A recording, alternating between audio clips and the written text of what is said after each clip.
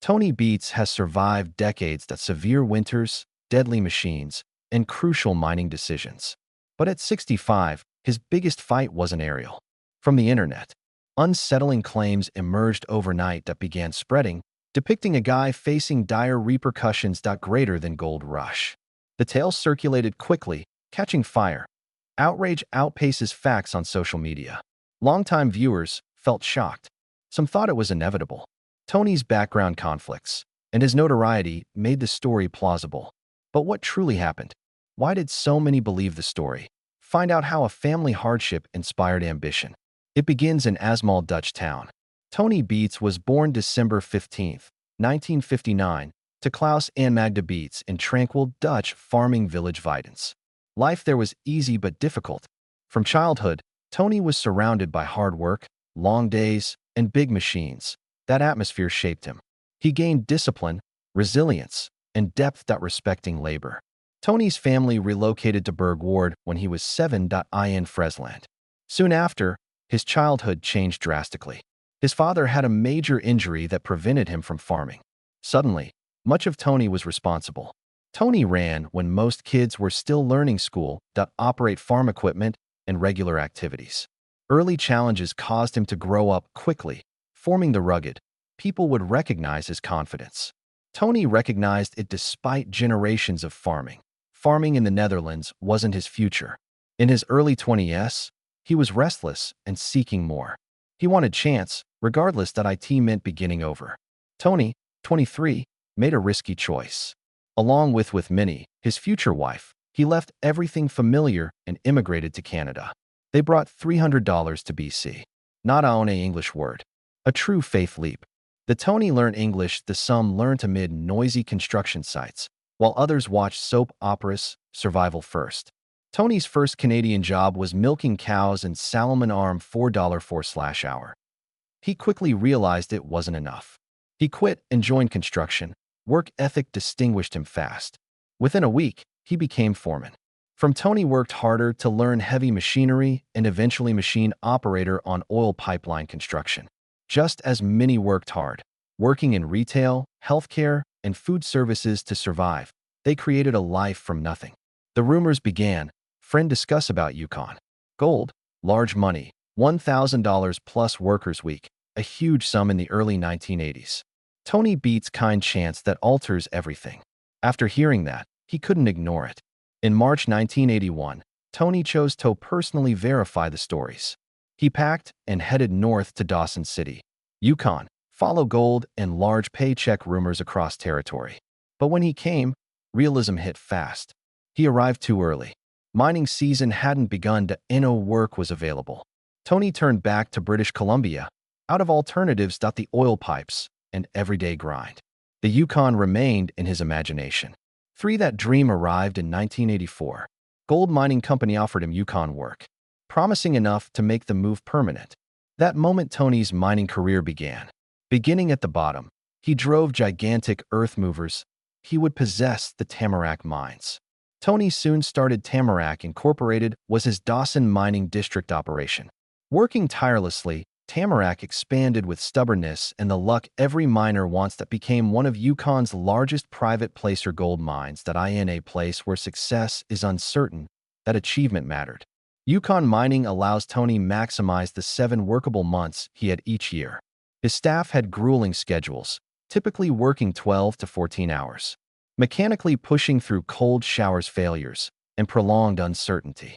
For Tony, attending every day was required. They survived. He thought nothing would happen unless you were on the ground, hands muddy. Move on. However, hard work didn't guarantee success. Gold mining uncertain. One season's luck can disappear next. Tony learned early that a hefty reward meant little if it was mismanaged. A good season needed careful handling. The following year may bring awful weather, luck, or nothing. Minnie stepped in. She handled the records and finances, kept the operation stable. While conflicts over her function was vital when spending was common, she preserved revenues and avoided dangerous actions that before they become costly blunders. 3 of their children joined the firm as it evolved. Tony said they would struggle to make money. He required more from them than others, pushing them tougher than the team. However, he paid them fairly and was proud that they kept coming back, season after season. Staying out of loyalty, love, or his salary check didn't matter. The fact that they arrived away from the mine changed things. Tony took Minnie and the kids on off-season vacations. He wasn't in charge on those travels. He was simple. Father. Tony had Monica, Kevin, Mike, and Bianca growing up, so Hainade lasting construction. That motivated him to buy his first claim on Happiness Hill. From then, the operation steadily gained ground. Clear Creek, Indian River. Tony went beyond land. He took things further by buying restoring two massive gold dredges transporting and processing enormous earth. It was risky but revolutionized his business and cemented his prominence in Yukon gold mining. Tony's shocking plans. How? Tony Beets' perseverance and toughness garnered attention. Public spotlight during Discovery Channel's Gold Rush Season 2. He was well known by then. Klondike as a child who didn't guess.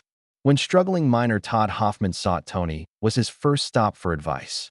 Gold Rush. Initially Gold Rush Alaska follows numerous family-owned mines.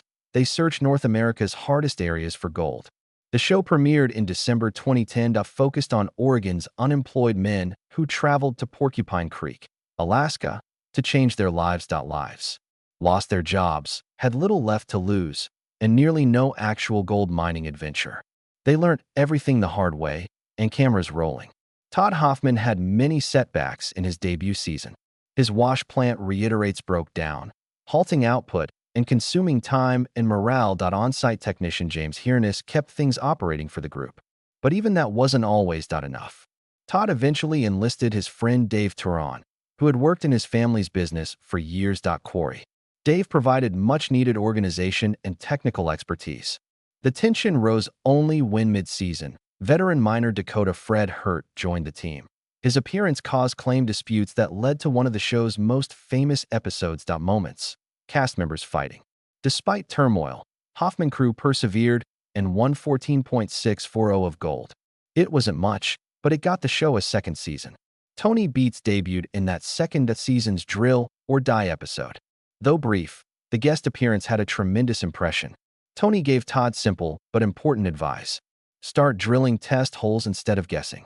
That time, Todd's crew was dissatisfied with his leadership, and Tony's counsel changed course. A moment that showed why so many kids respected Tony. Data, experience, and preparation guided him, not hope. What started as a one-time appearance became more. Tony began appearing often. A mentor, notably to young Parker Schnabel in his rookie season Independent Miner. In Season 4, Tony joined the main cast, showing viewers his Dawson Mining District Paradise Hill enterprise. In the center of during the 1800s Klondike gold rushes, Paradise Hill was a key location. The Beets family still benefits from the show. In August, Tony risked leasing Scriber Creek to Parker in 2013. The decision paid off big. Parker recovered an amazing 1,029 ounces gold, breaking Todd Hoffman's 8,030 show record. It was Parker's turning point and Tony's influence behind the scenes. Still, Tony's move to television had issues. Despite decades of mining success earlier, he initially failed to pull enough gold to compete on the show after entering. Even experienced miners like Tony Beets, cameras didn't enrich the ground. Nobody expected the gold rush. By Season 5, Tony Beets changed his story dramatically in Gold Rush. Avoid updating wash plants like everyone else. He redoubled history. Tony committed to a gigantic 75-year-old gold dredge. Himself to one aim, revitalizing it. Not just any old machine removed from storage. It was a massive Klondike Gold Rush artifact built for mass manufacturing. Fortney, nostalgia wasn't a factor. That was business. He believed when done well, old-school methods could outperform miners' smaller, contemporary rigs. It was classic Tony thinking, bigger, tougher, and durable. Dredge restoration, one of the show's most ambitious ideas, emerged fast. The obstacles were huge. The logistics alone required significant transport, specialized labor, and high costs repairs to the machine frame. Mechanical failures increased. Safety constant dangers slowed progress. Meanwhile, Tony had to maintain Paradise Hill through this vast restoration and everyday mining. By the end Season 5, the dredge was foundational but not operational. The project prepared its stunning reappearance in later seasons revealed Tony's willingness to transform old iron into a gold mine. These moments solidified his reputation that unlike any other miner on the series, as Yukon Viking. At the Bactony was intense in scenes. Christo Doyle, executive producer Deadliest Catch, Dirty Jobs, and American Chopper veteran spent years on Gold Rush and spin-offs. Doyle was interviewed in 2014 that stated that Gold Rush was his most difficult production. Mine workers weren't actors. They were specialists operating in risky settings, focused on gold, not markings or rules of script. Doyle claimed several cast members struggled to balance real mining with television fiction. Some members were harder to work with. Tony topped that list. Cameras didn't interest Tony, timetables, or manufacturing needs. He worked somewhere that day if he wanted. Crew trying to film uncooperative people were logistical nightmares. That obstinate independence peaked. Tony and his Tamarack Inc. crew felt their dredge needed what in 2014 dubbed Viking baptism. They set a pond on fire with petrol to improve their luck, burning. Tony remained cool and confident as flames surged, dedicated to the occasion. This stunt startled spectators and drew strong criticism. Tony appears on screen unafraid, watching the flames. The logic was simple.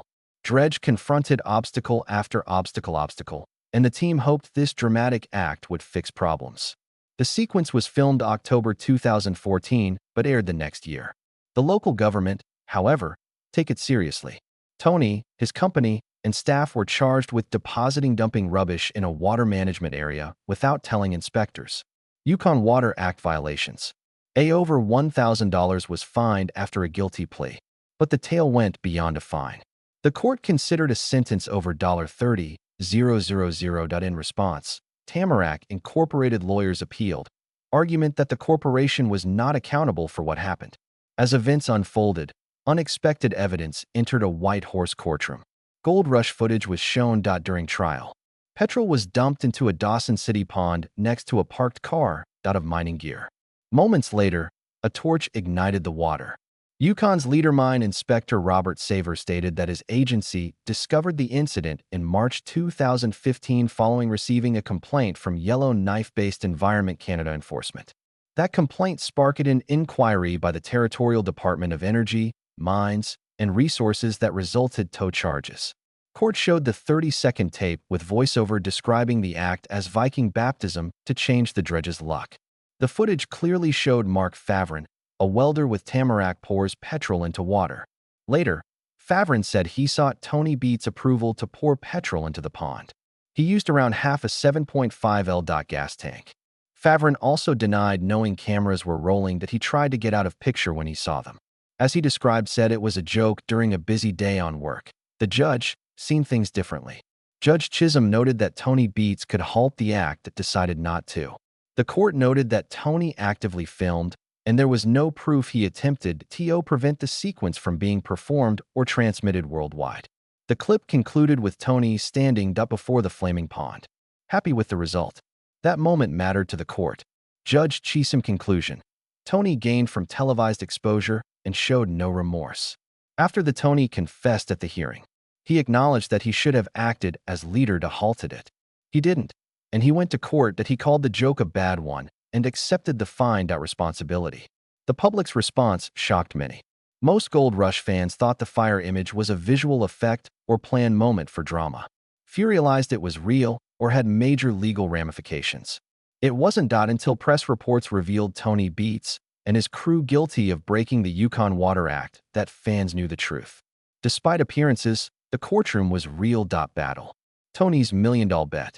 When Gold Rush hit again, 12th season in September 2021, Tony Beets made his mark immediately. Intense obvious. The Klondike King set a career-high gold .9000 gold ounces. This figure was audacious even for Tony, and attaining it required all-out effort. About $5 million went into new heavy equipment, with one goal: reopening his famed Indiana River operation. Meanwhile, he planned to push Paradise Hill to its peak, absolute maximum, running it 24/7. On paper, the proposal appeared solid. One major obstacle stood in the way. Tony didn't have an Indian River water licensed. He realized how risky that was. After regulator encounters, He wanted no more government conflict. Indian River remained the crown treasure. It was one-off mining in the Yukon's biggest gold-producing areas provided him his best chance of attaining that lofty 9,000 Oz gold. Tony tried to pass the paperwork in front of cameras. In one tense moment, he stepped inside to hear the decision, leaving his workers outside. The response was clear and shattering when he returned. The application was denied. Everything must be resubmitted. Whoever dealt with bureaucracy knows what it implies. Delays for months. Yukon months are luxury miners lack. Mining season is brief, and time lost is gold lost. The operation was shaken by refusal. Many millions had been spent in preparation. Indian River. Now that investment was in limbo. After Tony informed his family, the weight hit hard. Indian River was the piggy bank, he said. They could not recuperate without it. Equal gold. There was no time to start over and no certainty a second application would be accepted before season's finish. A little bright spot existed. Crew weighed latest gold haul, 227.34 troy ounces, over $400,000. A strong weekly total, but even Tony understood it only scraped the surface of their Indian River preparations. That's realities of professional mining. Risks and rewards might be huge. One permit, delay, and millions may be at stake. Tony's response was most notable that he was calm. He didn't dwell. He accepted the blow and moved on. In his the only choice is world. Tony Beets appeared in season 13 that returned with one of his most ambitious and hardworking seasons. This time, the goal pressure was relentless at 5,000 ounces. He battled many cuts at Paradise Hill dealing with unpredictable Klondike weather and aging equipment. One of the smartest moves season included Kiwi Wash Plant. Instead of letting it sit, Tony rented it to Shane at Dominion Creek. It was a smart, profitable Beets decision. Equipment and used assets became income-generating assets boosting regional gold production. The constant struggle to keep everything operating was difficult. They crew experienced hydraulic leaks, broken excavators, torn conveyor belts. Chronic supply shortages made even minor repairs difficult. Any one of these issues might have halted production for days. Tony's leadership excelled there. His hands-on methodology and quick decision-making reduced downtime. He had kids, Kevin, Monica, and Mike joined him. They repaired, organized, and maintained large machines moving. This operation wasn't only about gold, they proved. This was about passing the Beets mining torch to future generations. One moment encapsulated Tony's philosophy. He acted quickly when his major plant broke down, threatening production. He brought ancient Moose Creek, Trommel back online. The plant suffered in prior seasons, but this time it filled a crucial gap. It held Tony's philosophy in changing quickly and using whatever tools are available was proven by the gold streaming when it counted. Available. Despite frequent failures, the season finished well. Tony's gang attracted moreover $7 million in gold for 1,600 ounces. They did it by running point 24/7, opening new cuts like 80 pup and fine-tuning their equipment. And remarkable recovery brought them tantalizingly near Tater lofty goal. Tony's influence went beyond his business. Leased land to Winchester crew, rookies on the Hunker cut. As mentor and landlord, Tony provided important advice based on decades of experience. Results were evident. Winchesterers hit their 200-ounce goal. Finally, these seasons showed why Tony Beets remained big in Klondike. He risks everything and endures brutality that overcomes obstacles and keeps going. At 65, Tony Beet life has gone dark. Every so often, an internet rumor becomes viral. That's what happened in April 2025 when a frightening claim spread online that Tony and Mike Beets, Gold Rush stars, had been jailed for life. Story took off quickly. Searches rose, particularly on YouTube and TikTok, where spectacular headlines thrive. One video alone attracted hundreds of thousands of views in days, confidently proclaiming harsh Beets family prison sentences. Similar videos repeated the dramatic tale without evidence. Some viewers immediately believed it. Others were more careful, asking a basic but crucial inquiry. The proof is where? Here's reality. The idea that Tony and Mike Beets were given life sentences was untrue. No arrests, no convictions, no jail time. No reliable news outlet reported anything remotely similar. Videos didn't report facts. Fictional stories were told to get clicks, likes, and shares. It was another rising trend that where reality TV stars are bait for viral falsehoods. Why did some believe the rumor? Tony Beets' real name may be confusing. Legal history. Tony had legal difficulties on Gold Rush, but not in prison. He was accused with Yukon Waters Act environmental crimes after pouring petrol onto a dredging pond and burn. It was serious and pricey. Tony incurred fines, cleanup costs, and water license issues afterward. His mining operation continued without jail time. That distinction is sometimes lost online, where facts are easily manipulated. Another Tony's reputation as a harsh, uncompromising businessman causes confusion regarding his public fight with another Gold Rush star. Their romance started well. Parker was mentored by Tony as a child. Getting developed in Klondike. Parker leased land from Tony, including an airstrip, changing the situation. Tony owned. Parker anticipated high returns, but realized the lease terms highly favored Tony. Parker's royalty system ensured that the more gold he extracted, the less profit he retained. Royalties soared if production reached certain levels. Parker estimated that mining further would cost millions, possibly bankrupting him. To avoid that, he ceased mining when he reached the limit. When the topic arose again, tensions rose. Tony declined to amend the lease terms, so Parker sought protection for his business. This loophole was found by his team that revolving wash plants after reaching gold targets, allowing royalties to be calculated differently. They transported pay dirt to their own farm on leased land. Claim. Tony discovered what was going, which escalated. He turned down Parker's gear and accused him of contract breach. Parker shot back, calling Tony greedy. Argument became one of the most dramatic clashes in the show's history and solidified their rivalry viewers' eyes. That made Tony seem merciless. Unyielding, making phony prison stories simpler for some. Believe. Tony isn't the only Gold Rush figure with legal issues. Parker Schnabel hashes legal concerns, including employee disputes, contract, and royalty criticism. The show has also been accused of dramatics. Events, blending reality and entertainment. Todd Hoffman also struggled. At one of his local citizens sued mining operations for noise and environmental damage. Impact. Even though filming boosted the local economy, tensions finally broke. The lawsuit won. Hoffman exited the show once the operation ended. Actual disputes, fines, and lawsuits foster misinformation. Snopes says numerous prison rumors Tony Beets were promoted by AI videos. Clips typically combine real endowments with false assertions, generating convincing but untrue narrative apart under investigation. Many have suffered, including Tony Beets. Parker Schnabel. Other reality TV stars have been targeted by bogus prison rumors that like American Pickers Mike Wolfe and Pawn stars Rick Harrison. The formula is constant. Exaggerate a tiny truth. Recognition. Use dramatic words, and let the algorithm do the rest. The conclusion is simple. Tony Beets is free. Nor Mike Beets. Stories stating otherwise are fiction, clickbait culture, and AI-generated material fuel it. And in fact, from fiction has never been more important in an age when viral videos feel more real than certified news. Important.